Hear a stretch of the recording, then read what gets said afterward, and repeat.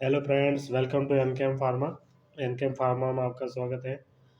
आज डिस्कस करने वाले हैं most important MCQs of social pharmacy. इससे पहले भी आपके पास में 3 वीडियोस अपलोड हो चुके हैं। आप हमारी प्लेलिस्ट में जाके ये वीडियोस आप देख सकते हैं। तो सोशल फार्मेसी के इम्पोर्टेंट ऑब्जेक्टिव्स डिस्कस कर रहे हैं अपन। और आप चैनल पर नए हैं तो आप चैनल को लाइक, सब्सक्राइब और शेयर ज़रूर कीजिए ताकि आपको और भी नए नए वीडियो आपको देखने को मिलेंगे एमसीक्यूज क्वेश्चंस। तो चलिए दोस्तों स्टार्ट करते हैं अपन। फर्स्ट क्वेश्चन लेते हैं। Disorder of disease caused by virus.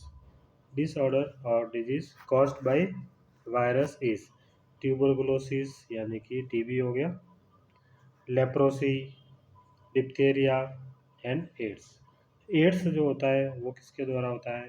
Virus के द्वारा होता है। किसके द्वारा होता है? वायरस के द्वारा। और बाकी की जो तीनों डिजीज है वह कौन सी डिजीज है? बैक्टीरियल डिजीज है। कौन सी डिजीज है? बैक्टीरियल। तो क्वेश्चन अपना क्या कह रहा है कि डिसऑर्डर और disease caused by virus is, तो इसका करेक्ट आंसर रहेगा डी, एड्स। एड्स क्या होता है? वायरस के द्वारा होता है। नेक्स्ट क्वेश्चन लेते हैं दोस्तों। Which one is not a contraceptive पिल। इसमें से कौन सी एक कॉन्ट्रासेप्टिव पिल नहीं है? तो दोस्तों माला एन, बी ऑप्शन है माला डी, सी ऑप्शन है सहेली और डी ऑप्शन है कॉपर टी। तो कॉपर टी जो होती है दोस्तों ये कोई कॉन्ट्रासेप्टिव पिल नहीं होती है। तो इसका करेक्ट आंसर क्या रहेगा? डी इसका करेक्ट आंसर रहेगा। Copper T is not a contraceptive पिल। चलिए दोस्तों नेक्स्ट क्वेश्चन लेते हैं। थर्ड क्वेश्चन अपना, temporary method of contraception for man is.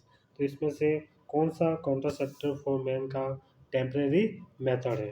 तो पहला है ट्यूबेक्टोमी, सेकंड है वेसेक्टोमी, थर्ड है इजोकोंडोम और डी है नन ऑफ दिस। तो इसका सी ऑप्शन एकदम करेक्ट रहेगा। तो ये क्या होता है? टेम्परेरी मेथड होता है ऑफ कॉन्ट्रासेप्टिव फॉर मैन। तो इसका सी जो होता है वो क्या होता है? करेक्ट आंसर रहेगा। और ट्यूबेक्टोमी जो होती है वो एक परमानेंट मेथड होता है। किसके अंदर होता है? फीमेल के अंदर। किसके अंदर? फीमेल के अंदर। और वैसेक्टोमी जो होता है वो किस में होता है? मेल के अंदर होता है। परमानेंट मेथड होता है। तो टेम्परेरी मेथड कौन सा रहेगा? यूज ऑफ और नॉट। तो इसका सी आंसर एकदम करेक्ट रहेगा।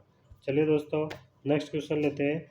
सिक test is used for diagnosis of. Schick test जो होता है किसकी डिजीज के डायग्नोसिस के लिए काम में आता है?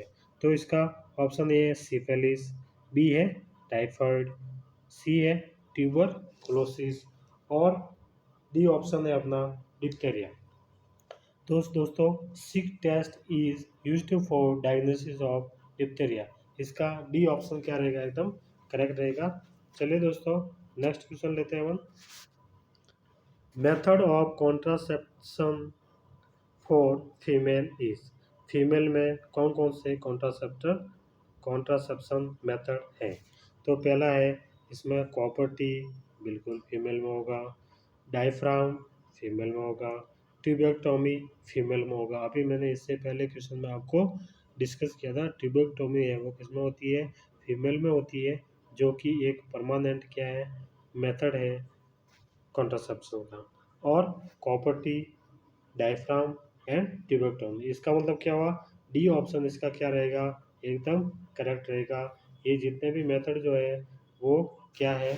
कॉन्ट्रासेप्शन मेथड है फॉर फीमेल।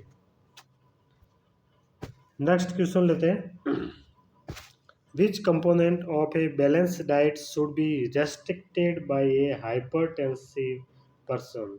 यानी कि जो हाइपरटेंशन का जो पेशेंट होता है, पर्सन होता है, उसके अंदर बैलेंस डाइट में कौन से कंपोनेंट है वो रेस्ट्रिक्टेड होता है, उसके ऊपर प्रतिबंध होता है?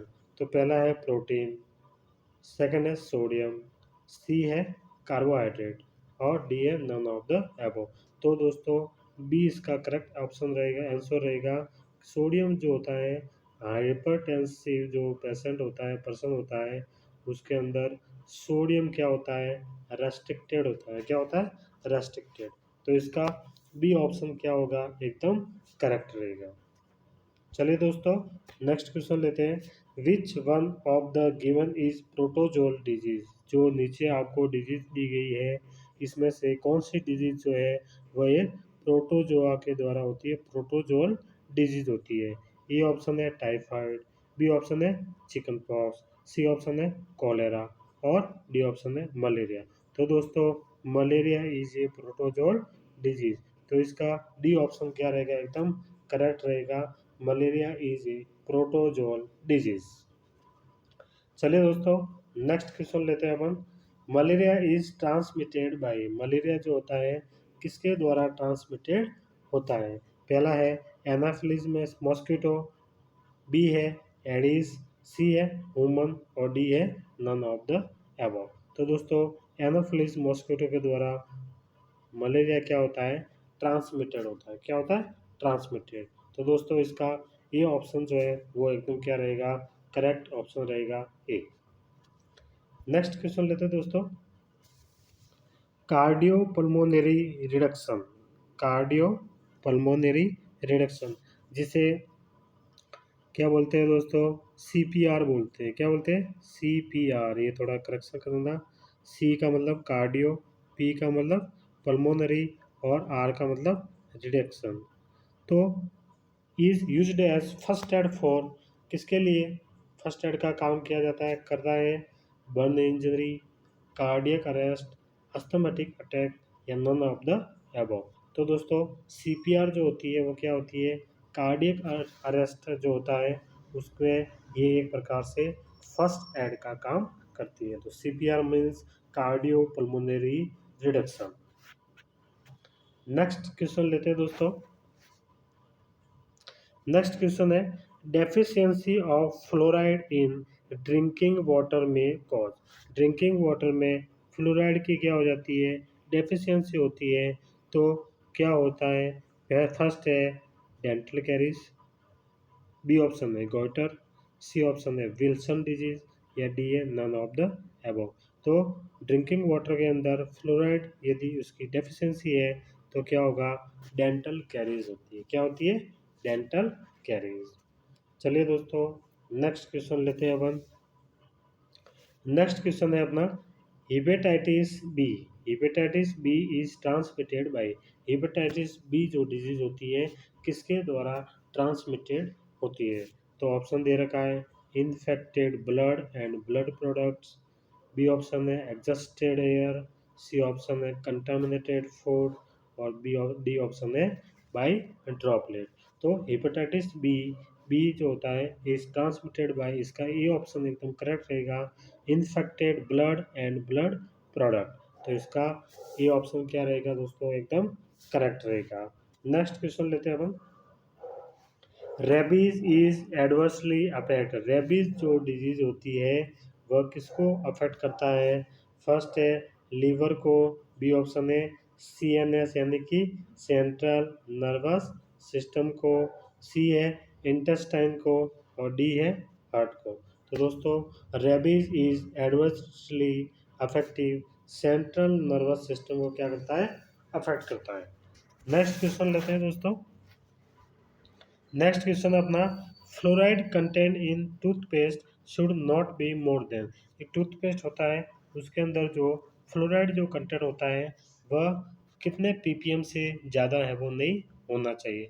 तो ये ऑप्शन है 100 पीपीएम, बी ऑप्शन है 1000 पीपीएम, सी ऑप्शन है 10 पीपीएम और डी ऑप्शन है 200 पीपीएम। तो इसका बी ऑप्शन एकदम क्या रहेगा, करेक्ट रहेगा।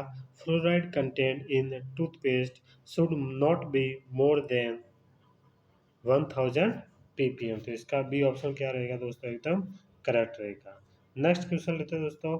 वॉशरमैन्स test is used for the disease of, Wassermann जो टेस्ट होता है कौन सी डिजीज के लिए, कि डायग्नोसिस के लिए काम में आता है। तो दोस्तों, ऑप्शन दे रखा है सिफिलिस, बी है गोनोरिया, सी है एचआईवी और डी है लेप्रोसी। तो Wassermann test is used for the disease of syphilis, किसके लिए किया जाता है, सिफिलिस के लिए यूज होता है। नेक्स्ट क्वेश्चन लेते हैं दोस्तों। All of the given are killed vaccine, जितनी भी नीचे दी गई है किल्ड वैक्सीन है, इसमें से एक वैक्सीन जो ऐसी है जो किल्ड वैक्सीन नहीं है। तो चलिए दोस्तों ऑप्शन देखते हैं अपन। स्मॉल पॉक्स वैक्सीन, बी है कॉलेरा वैक्सीन, सी है रेबीज वैक्सीन और डी है साल्क वैक्सीन। तो दोस्तों जो स्मॉल पॉक्स जो वैक्सीन होती है वह किल्ड वैक्सीन नहीं होती है।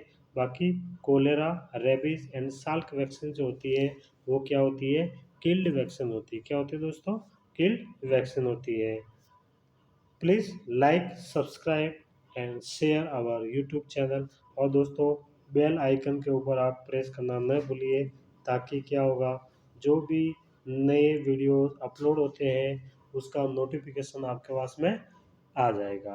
तो दोस्तों like, subscribe and share our YouTube channel. आपको धीरे धीरे सभी क्वेश्चन आपको मोस्ट इम्पोर्टेंट ऑब्जेक्टिव मिलते रहेंगे। आप चैनल को लाइक कीजिए, सब्सक्राइब कीजिए और ज़्यादा से ज़्यादा इसको शेयर कीजिए, ताकि आपके जैसे फार्मासिस्ट एग्जिट एग्ज़ाम है, दूसरा यदि जितने भी कंपटीशन एग्ज़ाम है, या फिर डिप्लोमा के जो फर्स्ट ईयर के एग्ज़ाम होते हैं उसके लिए भी इम्पोर्टेंट है, बी फार्मा के लिए भी इम्पोर्टेंट है, जी पैट के लिए भी इम्पोर्टेंट होते हैं।